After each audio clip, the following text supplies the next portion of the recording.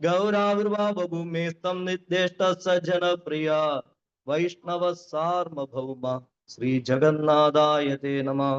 വാഞ്ചാകൽപതരുഭ്യശ്ച കൃപാ സിന്ധുഭ്യ ഏവ ച പതിതാനാം പാവനേഭ്യോ വൈഷ്ണവേഭ്യോ നമോ നമഃ. നമോ മഹാവദന്യായ കൃഷ്ണ പ്രേമപ്രദായിനെ കൃഷ്ണായ കൃഷ്ണ ചൈതന്യ നാമ്നേ ഗൗരത്വശേ നമഃ. പഞ്ചതത്വാത്മകം കൃഷ്ണം ഭക്തരൂപസ്വരൂപകം ഭക്താവതാരം ഭക്താഖ്യം നമാമി ഭക്തശക്തികം. ഹേ കൃഷ്ണ കരുണാ സിന്ധോ ദീനബന്ധോ ജഗത്പദേ ഗോപേശ ഗോപികാ കാന്ത രാധാകാന്ത നമോസ്തുതേ. ജയതാം സുരതൗ പങ്കോർമമ മന്ദമദീർഘതി മത്സർവസ്വപദാംബോജോ രാധാ മദന മോഹനോ ദിവ്യാത് വൃന്ദാരണ്യകൽപദ്രുമാധ ശ്രീമദ് രത്നാകാര സിംഹാസനസ്ഥൗ ശ്രീമദ് രാധാ ശ്രീല ഗോവിന്ദ ദേവോ ശ്രേഷ്ഠാലീഭീസ്യമാനൗ സ്മരാമി. ശ്രീമാൻ രാസരസാരംഭി വംശീവടതടസ്ഥിത കർഷൻ വേണുസ്വനേർഗോപിർ ഗോപിനാഥായ ശ്രീസ്തു നമഃ. കാഞ്ചന ഗൗരാംഗീ രാധേ വൃന്ദാവനേശ്വരി വൃഷഭാനുസുതേ ദേവി പ്രണമാമി ഹരിപ്രിയേ.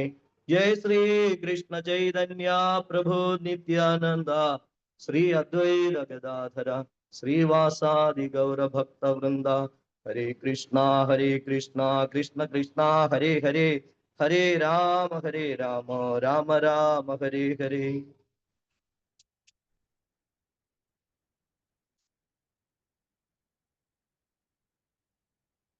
ഹരേ കൃഷ്ണ.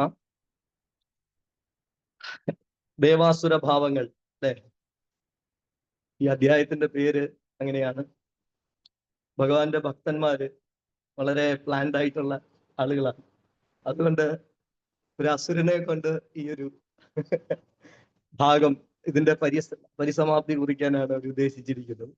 അപ്പൊ ഇങ്ങനെയുള്ളൊരു അവസരം തന്നതിന് ഭഗവത് ഭക്തരുടെ പാദധൂളികളിൽ നമസ്കരിക്കുന്നു. ഈ 16-ാമത്തെ അധ്യായം ഭഗവാൻ രണ്ട് ഭാവങ്ങളെ പറ്റി വിശദീകരിക്കും. 15-ാമത്തെ അധ്യായത്തില് ഒരു ആൽമരത്തെ പറ്റി പറയുന്നു. അതിന്റെ രണ്ട് തരത്തിലുള്ള ശിഖരങ്ങളെ പറ്റി പറയുന്നു. എന്താണ് ആ ശിഖരങ്ങള്?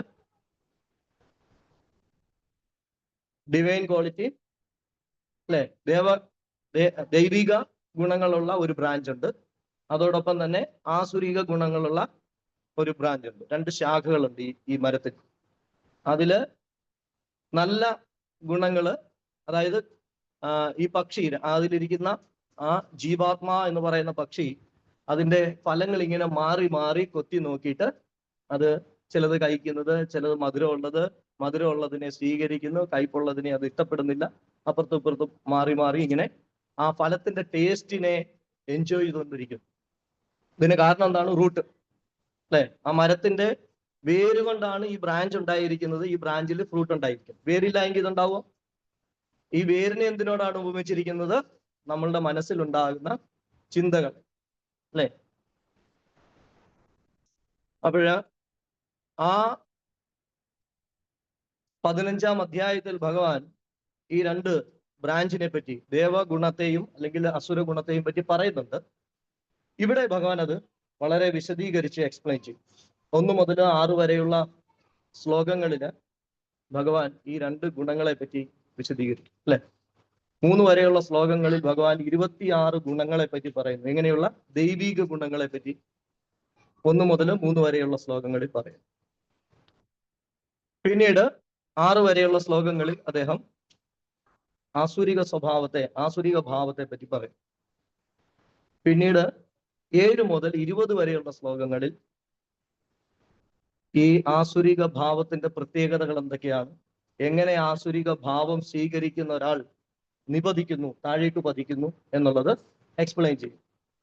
ഇവിടെ ആദ്യത്തെ 3 ശ്ലോകങ്ങളിൽ മാത്രമാണ് 26 ഗുണങ്ങൾ, ദൈവികമായിട്ടുള്ള ഗുണങ്ങളെ പറ്റി ഭഗവാൻ പറഞ്ഞിരിക്കുന്നു. എന്നാൽ ആ 7 മുതൽ 20 വരെയുള്ള ശ്ലോകം, ശരിക്കും പറഞ്ഞാൽ 4 മുതൽ 20 വരെയുള്ള ശ്ലോകം എന്ന് തന്നെ വേണേൽ പറയാം. ഇത്രയും ശ്ലോകങ്ങൾ, അതായത് 16 ശ്ലോകങ്ങൾ എക്സ്പ്ലെയിൻ ചെയ്യുന്നത് എന്തിനെ പറ്റിയാണ്? ആസുരിക ഭാവം. എന്തുകൊണ്ടാണ്? ഇത് എന്ത് ചെയ്യരുത് എന്നറിയണം. ദൈവിക ഗുണം ഉണ്ടാകണമെങ്കിൽ ആസുരിക ഗുണം ഇല്ലാതാകേണ്ടതായിട്ടുണ്ട്. എങ്കിൽ മാത്രമാണ് ദൈവിക ഗുണം നമുക്ക് ഡെവലപ്പ് ചെയ്തെടുക്കാനായിട്ട് സാധിക്കും. അപ്പൊ അതുകൊണ്ട് ആസുരിക ഭാവം എന്താണ്, ആസുരിക ഗുണം എന്താണ്, ആസുരിക ഗുണത്തിൽ വർത്തിക്കുന്ന ഒരാൾക്ക് ലഭിക്കുന്നത് എന്താണ് എന്ന് ഭഗവാൻ ഇത്രയും ശ്ലോകങ്ങളിൽ എക്സ്പ്ലെയിൻ ചെയ്തു തരുന്നു. പിന്നീട് 21 മുതൽ 24 വരെ അതിന്റെ പരിസമാപ്തിയാണ്. നമുക്ക് ചോയ്സ് തരികയാണ് അല്ലെ. ഈ 22 വരെയുള്ള ശ്ലോകം, 21, 22 നമുക്ക് ചോയ്സ് തരുന്നു. ഏത് വേണമെങ്കിലും സ്വീകരിക്കാം. ഇത് ഞാൻ പറഞ്ഞു തന്നു, നിനക്ക് ഏത് വേണമെങ്കിലും സ്വീകരിക്കാം. ഇനി കൃഷ്ണൻ ഈ 2 ശ്ലോകങ്ങളിൽ കൃഷ്ണന്റെ അഭിപ്രായം പറയുകയാണ്. എങ്ങനെ? എന്താണോ ഫോളോ ചെയ്യുന്നത് അവന് എന്ത് കിട്ടുന്നു എന്നുള്ളത്. ഓക്കെ, എങ്ങനെയാണ് ജീവിക്കേണ്ടത്? ഭഗവാൻ ആദ്യത്തെ ശ്ലോകത്തിൽ, അതായത് 23-ാമത്തെ ശ്ലോകത്തിൽ പറയുന്നു, യശ് ശാസ്ത്രവിധി മിശ്രിച്ചു. ശാസ്ത്രവിധിയെ ലംഘിച്ചുകൊണ്ട് പോകുന്ന ഒരാൾ. ശാസ്ത്ര എന്താണ്? ശാസ്ത്ര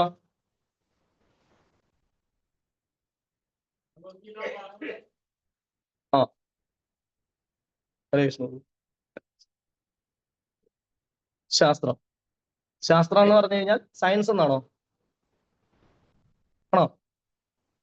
അല്ല, സയൻസ് വേറെ, ശാസ്ത്രം വേറെ. സയൻസ് എന്ന് പറഞ്ഞാൽ എന്താണ്?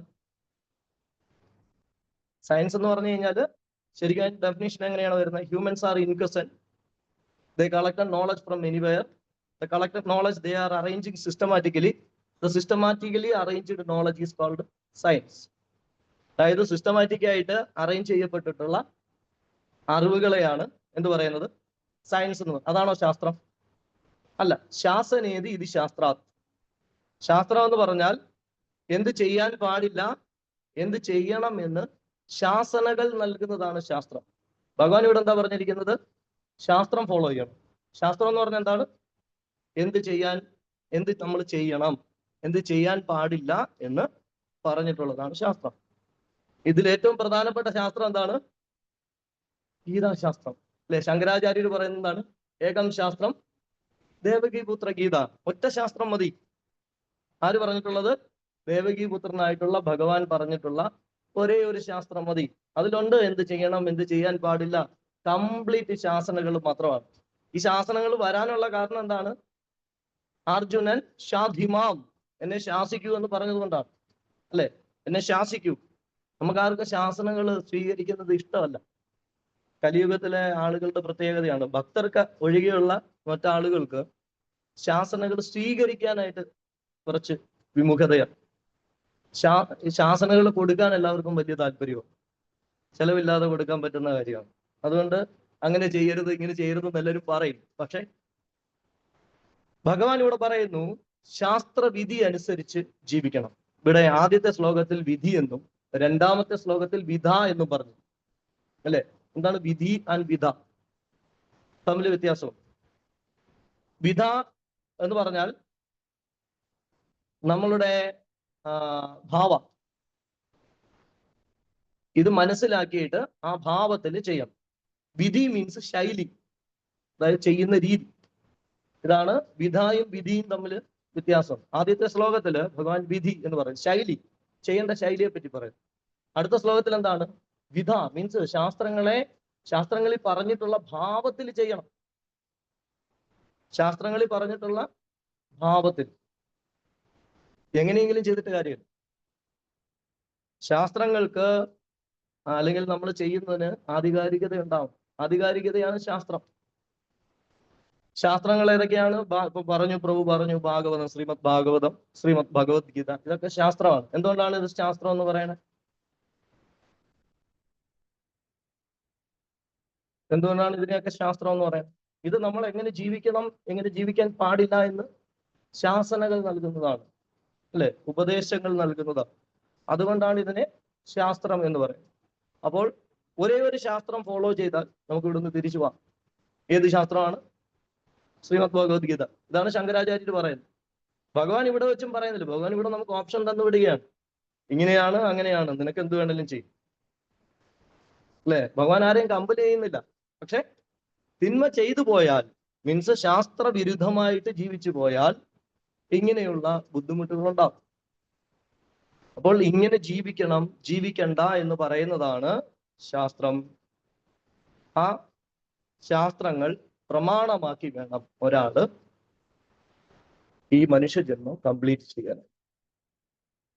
ഇവിടെ ശാസ്ത്രവിധി അനുസരിച്ച് ഈ കലിയുഗത്തിൽ എല്ലാവരും ചെയ്യേണ്ട കാര്യം എന്ന് പറയുന്നത് എന്താണ്? ആത്മസാക്ഷാത്കാരത്തിനുള്ള മാർഗം ഭഗവാന്റെ നാമജപമാണ്, അല്ലെ? നാമജപം, സത്സംഗം, സാധു സത്സംഗ, ഗുരു. ഇത് മൂന്നെണ്ണമാണ് ആധികാരികമായിട്ട് ശാസ്ത്രങ്ങളിൽ പറയുന്നത്. ഈ ശാസ്ത്രങ്ങൾ എടുത്തു വെച്ചിട്ട് പറയുന്ന ഏതെങ്കിലും ഒരു സ്ഥലത്തുനിന്ന് കേട്ടാൽ മതിയോ? മതിയോ? ശാസ്ത്രമാണ് പറയുന്നത്. ഭാഗവതം ഒരുപാട് സ്ഥലത്ത് പഠിപ്പിക്കുന്നുണ്ട്, ഭഗവത്ഗീത ഒരുപാട് സ്ഥലത്ത് പറയുന്നുണ്ട്. എവിടെയെങ്കിലും പോയി കേട്ടാൽ മതിയോ? ഓതന്റിക്കേഷൻ വളരെ ഇമ്പോർട്ടന്റ് ആയിട്ടുള്ള കാര്യമാണ്. ശരിയായിട്ടുള്ള സ്ഥലത്ത് നിന്ന് കേൾക്കണം. ഭഗവാൻ അത് പറയുന്നുണ്ട്. കേട്ടില്ല എങ്കിൽ എന്താ പറ്റുന്നത്? ഇതില് അവരുടേതായിട്ടുള്ള വ്യാഖ്യാനങ്ങൾ ഉണ്ടാവും. അപ്പൊ എന്ത് പറ്റും? ഭഗവാൻ എന്താണോ പറയുന്നത് അത് കിട്ടില്ല.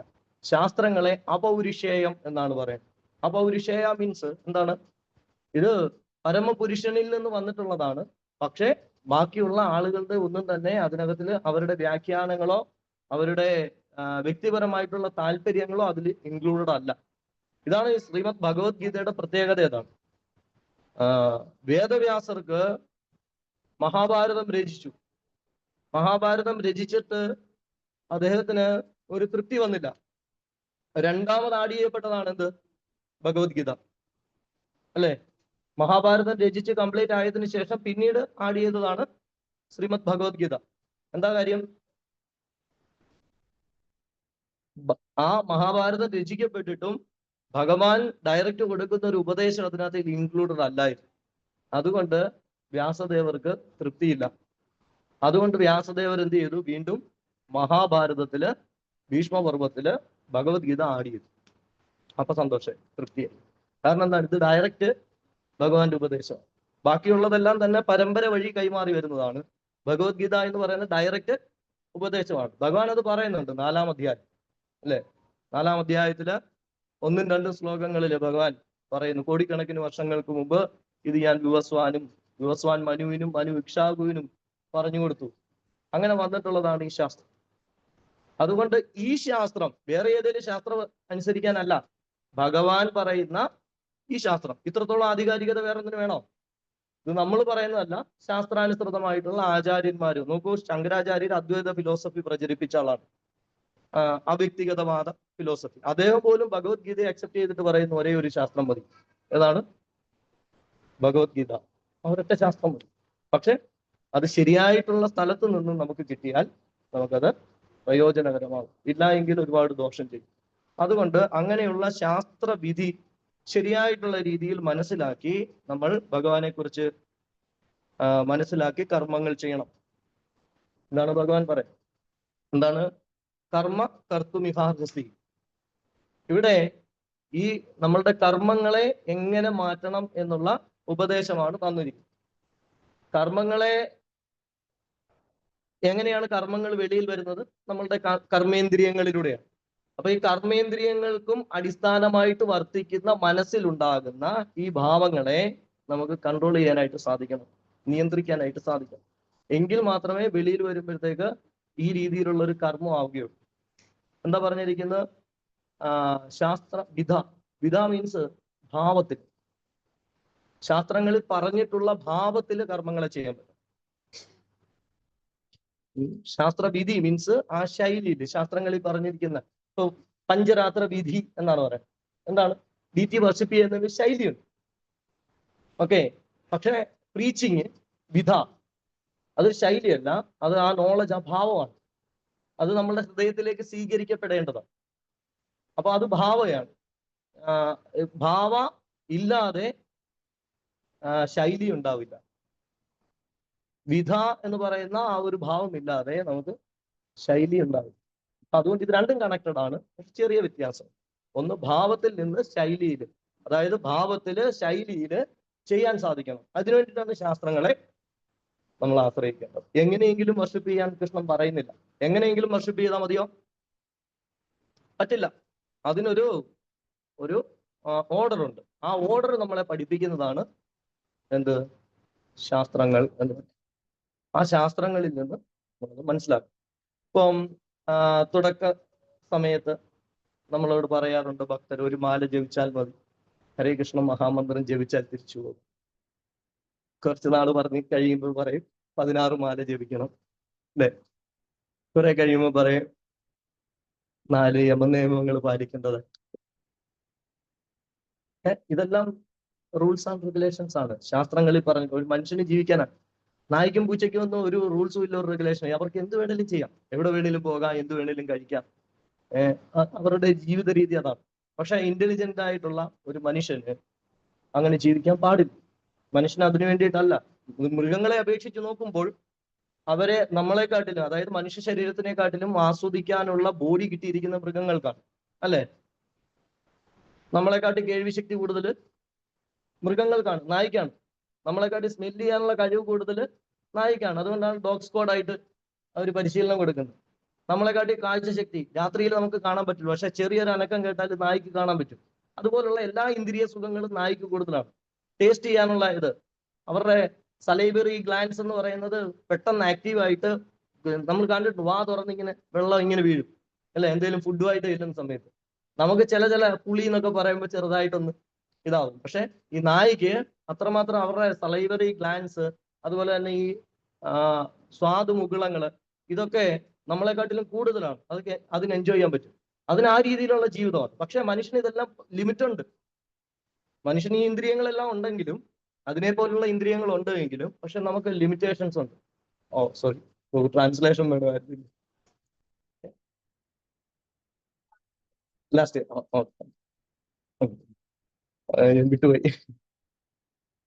അപ്പോഴ് മൃഗങ്ങൾക്ക് ഈ എൻജോയ്മെന്റ് അവർക്ക് അവരുടെ ശരീരത്തിനനുസരിച്ച് കിട്ടുന്നുണ്ട്, കുറച്ച് കൂടുതലാണ്. മനുഷ്യർ തന്നിരിക്കുന്ന ലിമിറ്റിന് അപ്പുറത്തേക്ക് ആ ഒരു എൻജോയ്മെന്റിനെ വേണം എന്നുള്ള രീതിയിൽ പോയാൽ മനുഷ്യനും മൃഗങ്ങളുമായിട്ട് യാതൊരു വ്യത്യാസവും ഇല്ല.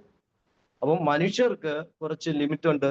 അവർക്ക് കോൺഷ്യസ് ലെവലാണ് കൂടുതൽ തന്നിട്ടുള്ളത്, ബുദ്ധി കൂടുതലാണ്, ചിന്താശേഷി കൂടുതലാണ്, അവർക്കുള്ള അവബോധം കുറച്ചും കൂടി പൗത്രീകരിക്കപ്പെട്ടിട്ടുള്ളതാണ്. മൃഗങ്ങൾക്ക് വിവേചന ബുദ്ധിയൊക്കെ കുറവാണ്. മനുഷ്യന് ഇതെല്ലാം തന്നിരിക്കുന്നത് ഈ ഒരു ഹയർ പ്ലാറ്റ്ഫോമിലേക്ക് എത്താൻ വേണ്ടിയിട്ടാണ്, ഹയർ കോൺഷ്യസ് ലെവലിലേക്ക് എത്താൻ വേണ്ടിയിട്ടാണ്. അല്ല എങ്കിൽ എന്താ, ആഹാരം കഴിക്കാന്, ഉറങ്ങാന്, ഇണചേരാന്, ആരെങ്കിലും ആക്രമിക്കാൻ വന്നാൽ ആക്രമിക്കാനൊക്കെ വേണ്ടിയിട്ടാണ് ജീവിക്കുന്നതെങ്കിൽ മനുഷ്യരും മൃഗവും തുല്യമാണ്. എന്നാൽ ഈ തന്നിരിക്കുന്ന ആ ഒരു ഉയർന്ന ചിന്താഗതി ഒരു ഉയർന്ന കാര്യത്തിന് വേണ്ടി ഉപയോഗിക്കുമ്പോഴാണ് മനുഷ്യനാവുന്നത്. അപ്പോൾ എന്ത് പറ്റണം? അവിടെ കുറച്ച് നിയന്ത്രണങ്ങളുണ്ട്. മൃഗങ്ങളെ പോലെയല്ല ജീവിക്കേണ്ടത്. മൃഗങ്ങൾ കരുതുന്നു അതാണ് എൻജോയ്മെന്റ്, ഉയർന്ന ചിന്താശേഷിയുള്ള മനുഷ്യനും കരുതുന്നു ഇതാണ് എൻജോയ്മെന്റ്. എന്തെങ്കിലും വ്യത്യാസമുണ്ടോ? ഒരു വ്യത്യാസമില്ല. അപ്പോൾ ഉയർന്ന ചിന്താശേഷിയുള്ള മനുഷ്യന് ശാസ്ത്രവിധി അനുസരിച്ചിട്ടുള്ള റൂൾസ് ആൻഡ് റെഗുലേഷൻസ് പാലിക്കണം. അപ്പോൾ ഇങ്ങനെയുള്ള 4 യമനിയമങ്ങൾ പാലിക്കണം എന്ന് പറയും. പിന്നീട് നമ്മൾ എന്താണ്, ഏകാദശി വ്രതം അനുഷ്ഠിക്കണം, സത്സംഗങ്ങളിൽ പങ്കെടുക്കണം. ഇതൊക്കെ നമ്മൾ പതുക്കെ പതുക്കെ ഡിവോട്ടീസിനോട് പറയും. അപ്പൊ എന്ത് ചെയ്യും അവര്? ആ ഒരു രീതിയിൽ ഒറ്റയടിക്ക് നമുക്ക് റെഡിയായി വരാൻ പറ്റുന്നതല്ല. കാര്യം ഒരു സ്വിച്ച് ഓഫ് ചെയ്ത ഫാൻ ഉടനെ തന്നെ കറക്കം നിൽക്കില്ല. സഡനായിട്ട് ഇതിനെ നിർത്താൻ പറ്റില്ല. പിടിച്ചു നിർത്തി കഴിഞ്ഞാൽ നമ്മുടെ കൈക്കൊക്കെ അപകടം ഉണ്ടാവും. പിടിച്ചു നിർത്താൻ ശ്രമിക്കുന്ന ആൾക്കും അപകടം ഉണ്ടാവും, ഫാനും ഡാമേജ് ഉണ്ടാവും. അപ്പൊ അതുകൊണ്ട് സ്ലോലി ബുദ്ധിയുള്ളവൻ എന്താ ചെയ്യേണ്ടത്? സ്വിച്ച് ഓഫ് ചെയ്യണം. അതൊക്കെ കറങ്ങി നിൽക്കും. അത് സമയമെടുക്കും, കുറച്ച് സമയമെടുക്കും. കാരണം എന്താണ്? 84 ലക്ഷം തരത്തിലുള്ള ജീവിവർഗങ്ങളിലൂടെ റിപ്പീറ്റഡ് ബർത്ത് എടുത്തിട്ട് വന്നിട്ടുള്ള ആ വാസനയെയാണ് നമ്മൾ ഇല്ലാതാക്കാനായിട്ട് ശ്രമിക്കുന്നത്. ഇത് ആത്മാവിന്റെ കൂടെ സൂക്ഷ്മ ശരീരത്തിലുള്ളതാണ്. ഈ വാസന സൂക്ഷ്മ ശരീരത്തിലുള്ളതാണ്. കഴിഞ്ഞ ജന്മങ്ങളിലൊക്കെയുള്ള ആ ഗാർബേജ് ആണ് നമ്മളിപ്പോ കൊണ്ടുവന്നിരിക്കുന്നത്. അതുകൊണ്ടാണ് ഇതിനെ വാസന എന്ന് പറയുന്നത്, കർമ്മവാസന എന്ന് പറയുന്നത്. ഇവിടെ ഇല്ല, ഇപ്പൊ ഒരു ഗാർബേജ് ബോക്സ് ഇവിടെ വെച്ചിട്ടുണ്ട്, അത് എടുത്തുകൊണ്ട് പോയി കഴിഞ്ഞാലും കുറച്ച് സമയത്തേക്ക് ആ വാസന അവിടെ നിൽക്കും. അതേപോലെ കഴിഞ്ഞ ജന്മത്തിൽ നമ്മൾ ചെയ്തിട്ടുള്ള കർമ്മങ്ങളുടെ വാസന ആ ശരീരം ഇല്ലെങ്കിലും ഇന്നും നമ്മളുടെ ഉള്ളില് ഉണ്ട്. അതിന്റെ അനുസരിച്ച് ചില ആളുകളില് എന്താണ്, ദൈവിക ഗുണങ്ങൾ കൂടുതൽ, ആസുരിക ഗുണങ്ങൾ കൂടുതൽ, ഇങ്ങനെയുള്ള വ്യത്യാസങ്ങളുണ്ട്. ഇതേ അധ്യായത്തിൽ തന്നെ ഭഗവാൻ പറയുന്നത് ഇത് രണ്ടും ഒരാളിലുണ്ട്. അല്ലെ? ഈ കലിയുഗത്തിൽ ജീവിക്കുന്ന എല്ലാ ആൾക്കാരും 100% പെർഫെക്റ്റ് ആണെന്ന് പറയാൻ പറ്റുമോ? പറ്റില്ല. ഒട്ടും കൊള്ളരുതാത്തവരാണെന്ന് പറയാൻ പറ്റുമോ? ഇല്ല. കാര്യം മനുഷ്യജന്മം കലിയുഗത്തിൽ എടുത്തിട്ടുള്ളവരെല്ലാം തന്നെ അതിന് യോഗ്യത നേടിയിട്ടുള്ള ആളുകളാണ്. ചിലർക്ക് ഇത് അറിയാനുള്ള, പറയുന്നു അസുരന്മാർക്ക് ഇത് അറിയാൻ പറ്റില്ല. ഇഗ്നറൻസ്, അവർക്ക് നോളജ് ഇല്ല. അതാണ് അവരുടെ ഏറ്റവും വലിയ പ്രശ്നം. അപ്പോൾ നമുക്ക് ഈ നോളജ് തന്നിട്ടുണ്ട്. ആര് തന്നിട്ടുണ്ട്? ഭഗവാൻ തന്നിട്ടുണ്ട്. എങ്ങനെ തന്നിട്ടുണ്ട്? ആചാര്യന്മാര് വഴി. പ്രഭുപാദ് പർപ്പട്ടിൽ പറഞ്ഞിരിക്കും എന്താണ്? യോഗ്യനായിട്ടുള്ള ഒരു ഗുരുവിന്റെ അടുത്ത് നിന്ന് സ്വീകരിക്കണം. പർപ്പട്ടിനകത്തില് ഇതിന്റെ കൺക്ലൂഷൻ പ്രഭുപാദ് അവസാനിപ്പിക്കുന്നത് അങ്ങനെയാണ്. യോഗ്യനായിട്ടുള്ള ഒരു ആചാര്യന്റെ അടുത്ത് നിന്ന്, ഗുരുവിന്റെ അടുത്ത് നിന്ന് സ്വീകരിക്കണം. ഇല്ല എങ്കിൽ എന്ത് പറ്റും? നമുക്കത് ശരിയായിട്ട് മനസ്സിലാക്കാൻ പറ്റില്ല. ഭഗവത്ഗീത ഇതിനു മുമ്പ് നമ്മൾ വായിച്ചിട്ടുണ്ടാവും, ഒരുപാട് ആവർത്തി നമ്മൾ വായിച്ചിട്ടുണ്ട്. പക്ഷെ അതിന്റെ ആ ആഴങ്ങളിലേക്ക് ഇറങ്ങിച്ചെല്ലാനോ ഭഗവത്ഗീതയിൽ ഭഗവാൻ എന്താണ് ഉദ്ദേശിച്ചേക്കുന്നതെന്ന് നമുക്ക് മനസ്സിലാക്കാനോ സാധ്യമല്ല. അപ്പോൾ അത് മനസ്സിലാക്കി തരാൻ വേണ്ടിയിട്ട് അദ്ദേഹത്തിന്റെ ഒരു പ്രതിനിധിയെ ഇവിടെ ആവശ്യമാണ്. കൃഷ്ണനും പറയുന്നത് എന്താണ്? അർജുനനോട് പറയുന്നു, ഇമം രാജർഷിയോ വിദു സകാലേ നേഹമകഥ യോഗോ നഷ്ടപരന്തം. അർജുന, ഇത് രാജർഷിമാര് കൈമാറി വന്ന അറിവാണ്. അത് ഞാൻ നിനക്ക് പറഞ്ഞു തരുന്നു. എന്തുകൊണ്ട്? യോഗോ നഷ്ട, കാലാനുസൃതമായിട്ട് അത് പരമ്പരയ്ക്ക് ഭംഗം വന്നുപോയി. പരമ്പര ഉണ്ട് എങ്കിൽ ആ പരമ്പര എടുത്തുനിന്ന് പഠിച്ചാൽ മതി. പരമ്പര ഇല്ല എങ്കിൽ കൃഷ്ണന്റെ അടുത്തുനിന്ന് ഡയറക്റ്റ് പഠിക്കണം. ഇതാണ് കൃഷ്ണൻ ഉദ്ദേശിക്കുന്നത്. അപ്പൊ നമുക്ക് ആധികാരികമായിട്ടുള്ള പരമ്പരകൾ, അതും ശാസ്ത്രങ്ങളിൽ പറഞ്ഞിട്ടുള്ള സമ്പ്രദായങ്ങളെ പരമ്പരകളിൽ നിന്ന് പഠിക്കണം. അപ്പോൾ നമുക്ക് ശാസ്ത്രങ്ങളിൽ എന്താണ് പറഞ്ഞിരിക്കുന്നതെന്ന് ശരിയായിട്ട് മനസ്സിലാക്കാനായിട്ട് സാധിക്കും. ഇല്ല എങ്കിൽ നമുക്ക് എന്താണ് ശാസ്ത്രങ്ങളിൽ ഉദ്ദേശിച്ചിരിക്കുന്നത് എന്ന് കൂടി മനസ്സിലാക്കാൻ സാധിക്കില്ല. നമ്മൾ എന്താണ് ശാസ്ത്രങ്ങൾ ഫോളോ ചെയ്യണമെങ്കിൽ ശാസ്ത്രങ്ങൾ ഫോളോ ചെയ്യുന്ന ഒരു സമ്പ്രദായത്തിൽ നിന്ന് പഠിക്കുക. അവിടെ നിന്നും നമ്മൾ പരിശീലനം നേടുക എന്നുള്ളതാണ് ആദ്യം ചെയ്യേണ്ടത്. ഇത് ഈ ജന്മത്തിൽ നമ്മൾ നേടിയെടുക്കേണ്ടതാണ്. ഒരു ദിവസം കൊണ്ടോ 2 ദിവസം കൊണ്ടോ സാധിച്ചെടുക്കാവുന്ന ഒരു കാര്യമല്ല. കോടിക്കണക്കിന് ജന്മങ്ങളിലെ കർമ്മവാസനയെ മാറ്റാൻ വേണ്ടിയിട്ടാണ് നമ്മൾ പരിശ്രമിക്കുന്നത്. എത്രയോ ജന്മങ്ങൾ എടുത്ത് ചെയ്തിട്ടുള്ള കർമ്മങ്ങൾ ഒരു ദിവസം കൊണ്ട് പറ്റുമോ? ഒരു സത്സംഗം കൊണ്ട് ക്ലിയർ ആവുമോ? അത്രമാത്രം ഡെഡിക്കേറ്റഡ് ആയിട്ടാണ്, അത്രമാത്രം ശരണാഗതി പ്രാപിച്ചിട്ടുള്ള ഒരാളാണെങ്കിൽ ഒറ്റ സത്സംഗം കൊണ്ടോ ഒരു പ്രാവശ്യം കൃഷ്ണ എന്ന് വിളിച്ചാലോ രക്ഷപ്പെടും. ഭഗവാൻ അന്നേരം തന്നെ കൊണ്ടുപോകും. പക്ഷെ നമുക്ക് അത്ര ഡെഡിക്കേഷൻ ഇല്ലാത്തത് കൊണ്ട് എന്ത് പറ്റും? നമുക്ക് നിരന്തരം സത്സംഗങ്ങള്, നിരന്തരം നാമജപം, ഇതെല്ലാം ആവശ്യമായിട്ട് വരും. കലിയുഗത്തില് ശാസ്ത്രങ്ങളിൽ വിധിച്ചിരിക്കുന്നത് ഹരേ കൃഷ്ണ മഹാമന്ത്രം ജപിക്കാനാണ്. അതാണ് ഇവിടെ പറഞ്ഞിരിക്കും. ചൈതന്യ മഹാപ്രഭു ഭഗവാൻ തന്നെ നേരിട്ട് വന്നിട്ട് പ്രചരിപ്പിക്കുന്നതാണ് എന്ത്? ഹരേ കൃഷ്ണ മഹാമന്ത്രം മതി എന്നുള്ളത്. അപ്പോൾ ഇത് മാറ്റി വെച്ചിട്ട് കുറെ വൈദിക ശാസ്ത്രങ്ങൾ, മീൻസ് വേദിക് നോളജ് നേടുന്നതാണ്, അത് ആചരിക്കുന്നതാണ് ഈ കലിയുഗത്തിന്റെ ധർമ്മം എന്ന് ചില ആളുകൾ തെറ്റിദ്ധരിക്കാറുണ്ട്. വേദങ്ങളില് മിക്കവാറും കർമ്മകാണ്ഡങ്ങളാണ്. അതിന്റെ ഫലം എന്താണ്? കുറെ അധികം ഭൗതിക സുഖങ്ങൾ, ആസ്വാദനങ്ങൾ ലഭിക്കും. വേദങ്ങളിൽ കുറച്ച് യജ്ഞങ്ങൾ നടത്താനായിട്ട് പറയുന്നുണ്ട്. ആ യജ്ഞങ്ങൾ കൊണ്ട് അതിന്റെ അതിദേവതകള്, അതിദേവ എന്ന് പറയുന്നത് 8-ാം അധ്യായത്തിൽ പറയുന്ന അതിദേവനല്ല. 8-ാമത്തെ അധ്യായത്തിൽ ഭഗവാൻ അതിദേവൻ എന്ന് പറയുന്നത് അതല്ല.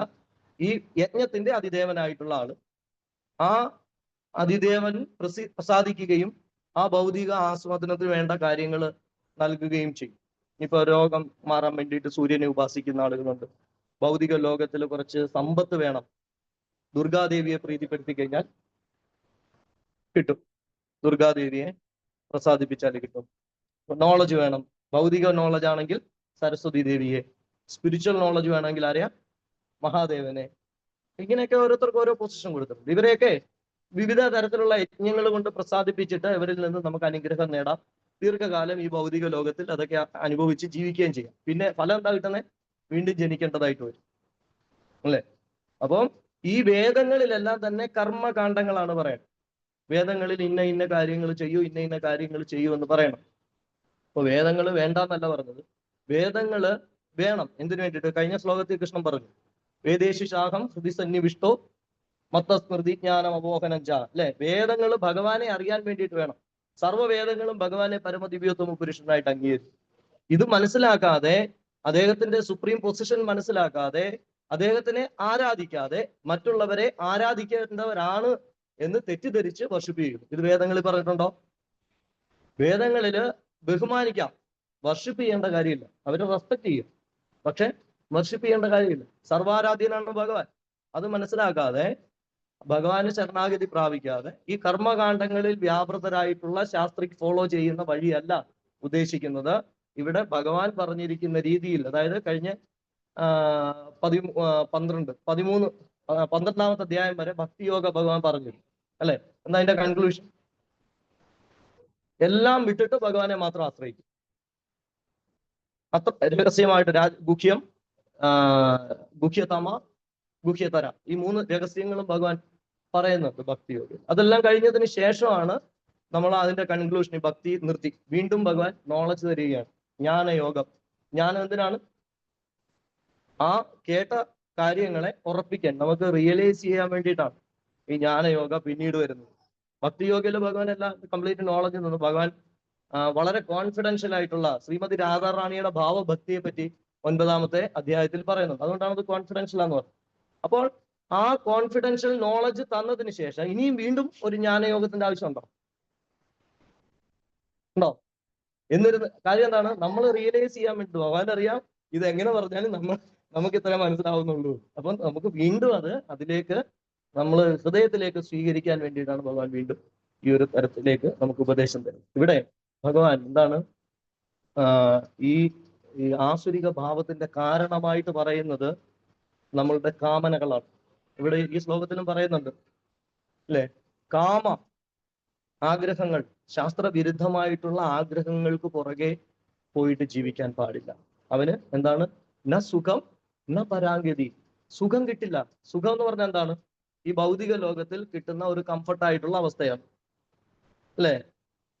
ഇത് പെർമനന്റ് ആണോ? അല്ല. ഇത് മാറിക്കൊണ്ടേയിരിക്കും. എങ്ങനെ? ശീതോഷ്ണ സുഖ ദുഃഖത ആഗമ പായിനു അനിത്യ. ഇത് പെർമനന്റ് അല്ല, അനിത്യ, നിത്യമല്ല. അപ്പൊ ഇത് മാറിക്കൊണ്ടിരിക്കുന്നതാണ്. അപ്പൊ മാറിക്കൊണ്ടിരിക്കുന്ന ആ ചെറിയ സുഖം പോലും ശാസ്ത്രവിരുദ്ധമായിട്ട് പോകുന്ന ഒരാൾക്ക് കിട്ടില്ല. സുഖം കുറച്ച് സമയമേ ഉള്ളൂ, ഈ ശരീരത്തിന് കിട്ടുന്നതാണ്. പ്രഹ്ലാദ് മഹാരാജ് പറയുന്നു, സുഖം ഐന്ദ്രിയം ദൈത്യ യോഗേന ദേഹിന സർവത്ര ലഭ്യതേ ദൈവാ തഥാ ദുഃഖമയം തഥാ. ഇന്ദ്രിയത്തിന് കിട്ടിയിട്ടുള്ളതാണ് ഈ സുഖം. എങ്ങനെ?